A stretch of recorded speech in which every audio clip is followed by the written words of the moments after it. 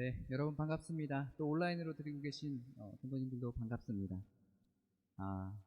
우리 옆에 있는 분 보시면서 잘 오셨습니다. 또 오늘도 복된 주일입니다. 한 번씩 같이 인사해 볼까요? 복된 주일입니다. 잘 오셨습니다. 네. 여러분 오늘 우리가 말씀을 읽은 내용은 예수님께서 제자를 부르신 내용입니다. 여러분 다 아시죠? 예수님께서는 제자가 있으셨죠. 12제자 외에도 많은 무리들이 예수님을 따라왔어요. 그래서 12제자가 우리가 아는 사람이지만 그 외에도 많은 제자들이 있었다는 걸 여러분 아시면 좋을 것 같습니다. 오늘 예수님께서 이제 제자를 부르십니다. 여러분과 하나님의 일을 하시면서 또 하나님께서 선교사역과 하나님의 복음의 확장을 위해서 놀랍게 일하시면서 하나님께서는 혼자 일하시지 않으셨어요. 혼자 내가 다 해야지 해서 지구 다 만드시고 모든 거 창조하시고 무조건 이제부터 태어난 사람 무조건 다 믿어 하고 또 안 믿는 사람 있으면 톡 쳐가지고 너 믿어 해가지고 이렇게 막 변화시키지 않으셨어요. 하나님께서 하나님의 사역을 하실 때는 사람들을 통해서 일하십니다. 그래서 사람을 세우는 일이 그만큼 굉장히 중요해요. 그래서 하나님이 사람을 통해서 일하시고 인도하셨기 때문에 예수님께서 어떻게 보면 예수님께서 이 땅 가운데 오셔서 이 제자를 삼는 것은 매우 중요한 일일 것입니다. 여러분 저번에 저희가 같이 예수님께서 시험을 당하시는 장면 기억하시죠? 그 장면 같이 나누면서 모든 시험을 이기시고 나서 그 다음부터 비로소 이제 본격적인 사역을 시작하셨어요. 그리고 복음 전파하시면서 오셔서 지금 제자들을 부르고 계십니다. 저는 이 제자들 오늘 이 말씀을 보면서 여러분과 어떻게 나누면 좋을까 세 가지를 생각했습니다. 여러분 오늘 마태복음에서는 불렀다 그랬더니 따라왔더라 놔두고 따라왔다 이 얘기만 나왔지만 누가복음에서는 좀 더 자세히 나와 있어요.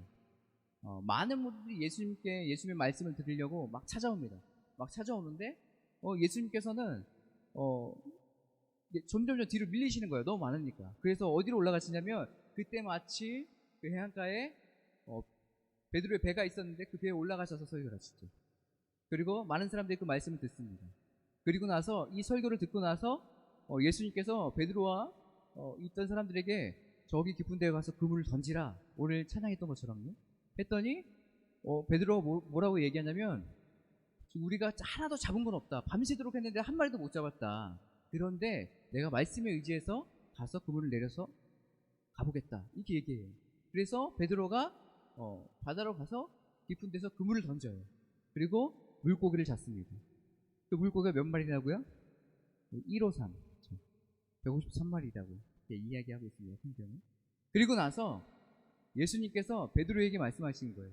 날 따라와라. 따라와라 그랬더니 베드로가 어떻게 해요? 따라갑니다.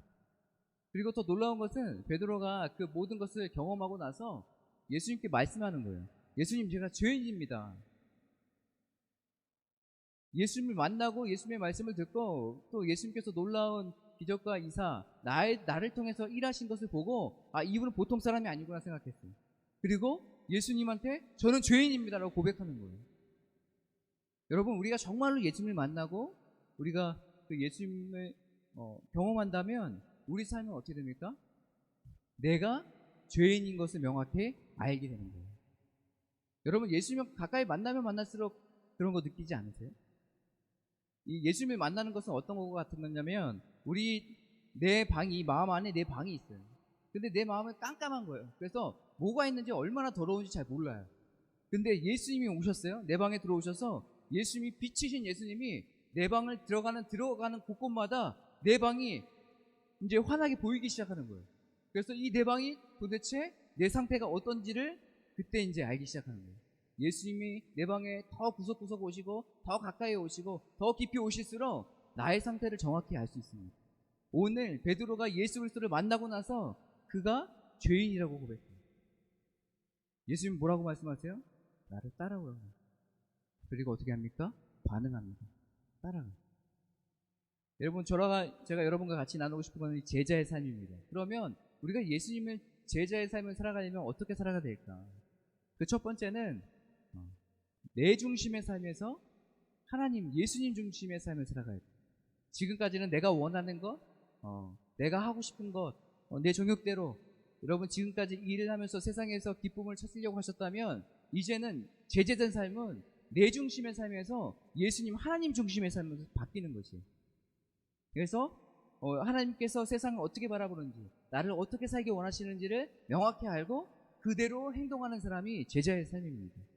여러분, 예전에 그 유대인들은요, 이제 제자다 그러면 그냥 학교에서 공부하고 이제 끝났습니다, 잘가 하고 이런 학교 그런 관계가 아니라 내가 스승과 제자의 관계면 그 집에 들어가서 같이 살았어요. 그리고 스승의 모든 삶을 배웠어요. 다 이렇게 여러 가지 설거지도 하고 빨래도 하고 청소도 하고 하면서 옆에서 수발 다 들어가면서 그 스승의 가르침과 삶을 그대로 배웠습니다. 이게 제자의 삶이에요. 그렇다면 지금까지 내 중심에서 나를 바라보고 또 세상을 바라보고 살았다면 이제는 나와 세상이 아니라 우리의 스승 대신, 선생님 대신 예수님을 바라봐야 됩니다.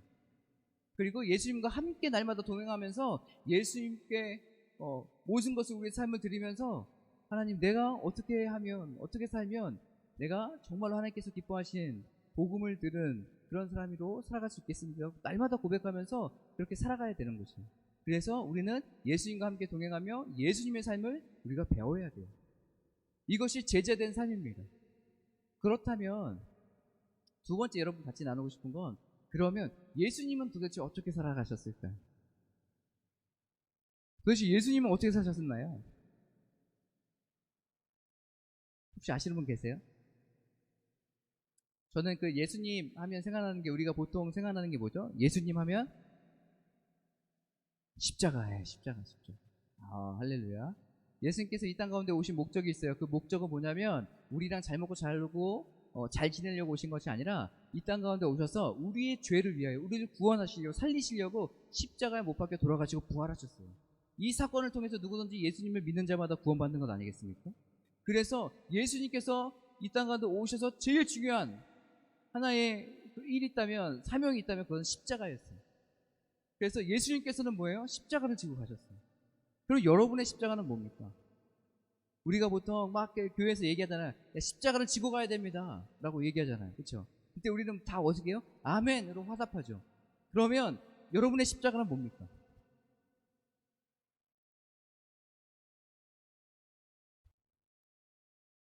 제가 잠깐 한 10초 정도 시간 줄 테니까 한번 생각해 보세요.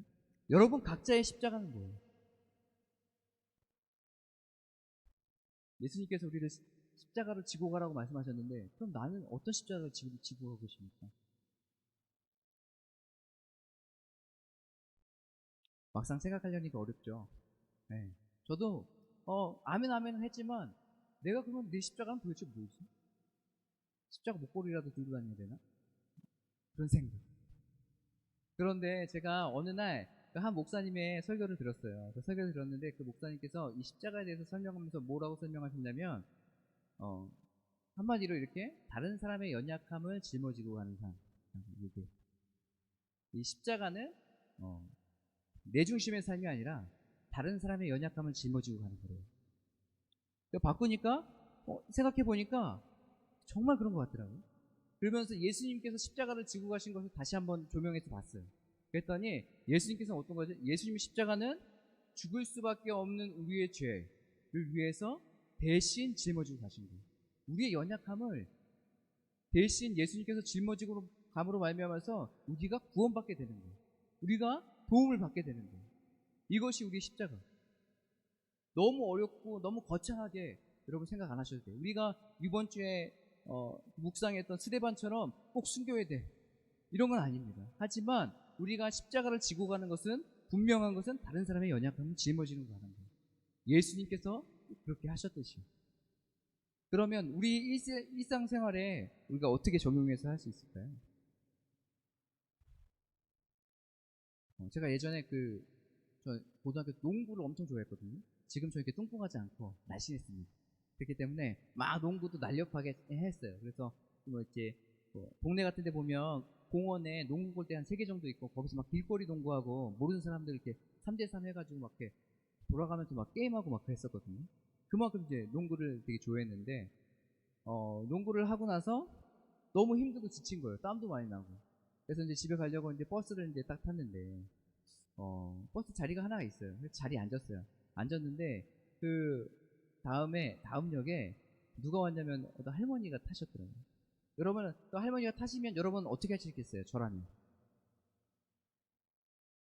1번 핸드폰을 본다. 2번 갑자기 잠이 잔다. 3번 모른 척한다. 4번 안 일어난다. 5번 양보를 한다. 어떤 거 하시겠어요? 5번. 예, 다 5번이시죠? 네. 맞아요. 딱 봤는데 두 가지 마음이 있는 거야. 아, 나도 힘든데. 또 한 가지 마음은 저분에게 이제 양보해야겠다. 그래서 제가 그때 일어나서 양보를 했어요. 여러분, 이게 그냥 양보한 사건 같습니까? 저는 우리 삶 안에 작은 소소하게나마 십자가를 지고 가는 거라 생각해요. 왜냐하면 그분이 앉아서 일어나서 힘들게 가야 되는데 그 사람의 연약감을 내가 대신 힘들게 가고 그분을 안치는 거예요.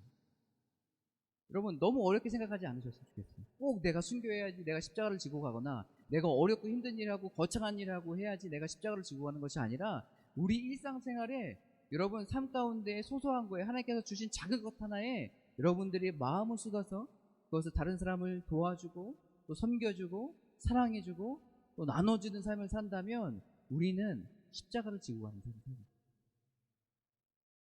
또 다른 사람을 위해서 기도하는 것, 또 복음을 증거하는 것, 이것이 모두 우리의 십자가가 아니겠습니까? 그래서 여러분 살아갈 때는 두 가지예요. 두 번째, 우리가 십자가를 지고 가는 삶을 살아야 된다. 다른 사람에 의해서. 첫 번째는 뭐라고 그랬죠? 내 중심의 삶이 아니라 예수님 중심. 그럼 마지막 세 번째는 뭘까요? 오늘 말씀에 이런 말씀이 있어요. 갈릴리 해변에 다니시다가 두 형제 곧 베드로라 하는 시몬과 그의 형제 안드레가 바다에 그물을 던지는 것을 보시니 그들은 어부라. 말씀하시되 나를 따라오라. 내가 너를 사람을 낚는 어부가 되게 하리라 하니 그들이 곧 그물을 버려두고 예수를 따릅니다. 뭐라고요? 그물을 버려두고 예수를 따릅니다. 예전에 또 하민이 제 딸이 있는데 딸이 어렸을 때 태어나서는 저희가 부천에 살았거든요. 부천 소사역 쪽에 살았어요. 거기서 이제 살았는데 그 아이를 이제 제가 이제 같이 보면서 아이가 좋아했던 인형이 있어요. 그 인형이 뭐냐면 녹색으로 된 목이 긴 인형이에요. 공룡 인형. 그거를 흔들면은 막 이렇게 고개가 왔다 갔다 하거든요. 귀 인형은 굉장히 좋아요. 그래서 막 맨날 이렇게 잡고 막 그랬어요. 그런데 어느 날 하민이가 다른 걸 잡고 있었다가 그 인형을 또 본 거예요. 그래서 그 인형을 이제 받으려고 하는데 이거 죽게 하니까 이 아이가 어떻게 했겠습니까? 자기가 갖고 있던 거를 내려놓고 버리고 그 다음에 그거를 잡았어요. 자기가 더 원하는 것을 잡았죠. 여러분 예수님을 따라가는 삶, 제재된 삶, 예수님께서 따라오라고 말씀하셨죠. 그 따라가는 그 부름에 여러분이 응답하셨다면 여러분은 지금 여러분이 갖고 있는 것을 손을 놔야 돼요. 내려놔야 우리가 예수님을 따라가는 그 삶을 잡을 수 있어요. 근데 우리는 어떻게 하려고 그래요?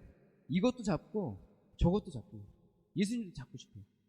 돈도 많이 벌고 싶고 좋은 직장도 갖고 싶고 나 인정도 받고 싶고 높은 권력도 갖고 싶고 여러 가지 다 갖고 싶은데 예수님이 따라오래요. 다 버리고. 여러분 어떻게 하시겠어요? 예수님 잠깐만요. 이 돈 좀 다 쓰고 이러시겠어요? 오늘 이 베드로와 요한은 어떻게 했습니까? 버려두고 예수님을 쫓기 시작했어요. 따라갔어요. 심지어는 그 밑에는 뭐라고 얘기해요? 그들이 곧 배와 아버지를 버려두고 예수를 따릅니다. 예수님을 따라가는 데 있어서 우리의 최우선순위가 어떤 것이 돼요? 예수님이 돼야 돼요. 여러분 예수님이 제자된 삶을 살아간다면 세상에 그 무엇보다도 예수님이 제일 우선시 되어 예수님을 바라보면서 따라가야 돼요. 혹시 예수님을 바라보면서 따라가는데 여러분 삶 가운데 무엇이 문제가 되고 걸림돌이 된다면 여러분 과감하게 놓으셔야 돼요. 그래야 우리가 제대된 삶을 살아갈 수 있습니다. 여러분 어떻게 하시겠어요? 버려두고 따라가실 수 있으시겠어요?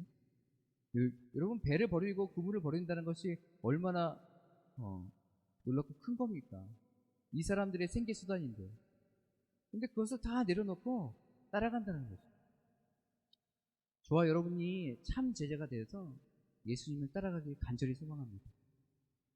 오늘 이 베드로가 오늘 말씀이 나왔지 않지만 누가복음에 믿음으로 말미암아 말씀에 의지해서 그물을 던지고 또 예수님을 만나서 자기가 누구인지를 철저하게 깨닫고 예수님을 따라갔던 것처럼 여러분 그 예수님의 부르심에 따라가는 저와 여러분이 되시기를 바랍니다.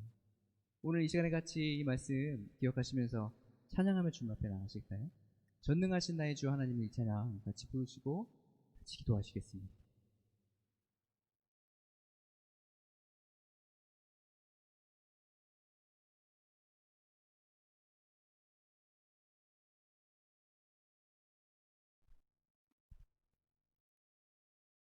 우리가 따라간다는 건 쉽지 않을 거예요.